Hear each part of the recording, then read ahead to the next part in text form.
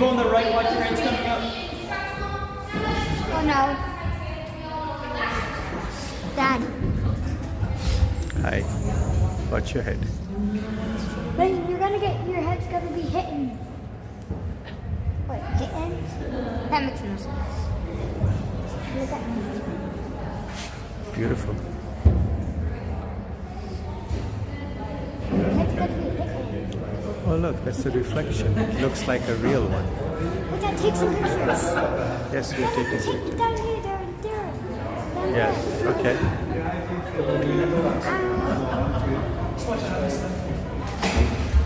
This cave is way better than the coal mine. Right, it's cooler. Yeah. No. Coal! Yes. I see gold.